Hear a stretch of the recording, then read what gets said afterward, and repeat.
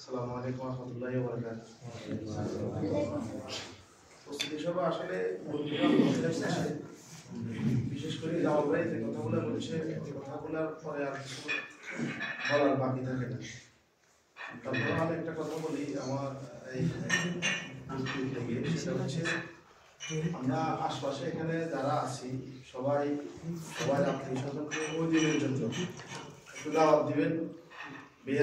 বেআই জিজামাই পাড়া প্রতিবেশী যারা আছে সবাই প্রত্যেককে ওই দিনের জন্য একটু দাওয়াত দিয়ে বাড়িতে আনবেন। একটা আয়োজন, এই এলাকায় একটা আয়োজন হচ্ছে, উৎসব মনে করি।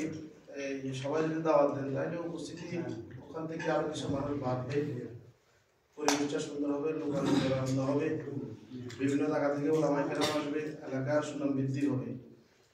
এই কথাটা এই বলার বাকি ছিল। সবাই আত্মীয় স্বজন, অনেকে ছেলে বিয়ে করাইছে, মেয়ে বিয়ে দিছে, তারপর বন্ধু বান্ধব আছে, ছোটরা ছোটদের বন্ধু বান্ধবকে দাওয়াত দিবে, যুবকেরা যুবকের বন্ধু বান্ধবকে দাওয়াত দিবে, মুরব্বীরা তাদের বেআইনকে দাওয়াত দিবে। তারপরে মোটামুটি উপস্থিতি একটু বাড়বে। আর এবার তো আপনাদের এখানে প্রধান বক্তা যিনি আসতেছে উনি অনেক পপুলার ইউটিউবে আপনারা দেখছেন। তো এই ওনার সম্মানার্থে, এলাকার সম্মানার্থে সবাই যদি দিনের জন্য প্রত্যেকের পরিবারে আত্মীয় স্বজন দাওয়াত দিলে হয়তো 2-4-5 জন ভাই বোন 2-4-5 জনের জন্য হয়তো ওই দিন সাইড একটু বাড়াই দিলেন, দরকার একটু বাড়াই দিলে আত্মীয় স্বজনের মেহমানদারি হইলেও এলাকার সুনাম বৃদ্ধি হইলেও উপস্থিতির কারণে এই জিনিসটা সবাই মাথা রাখবেন।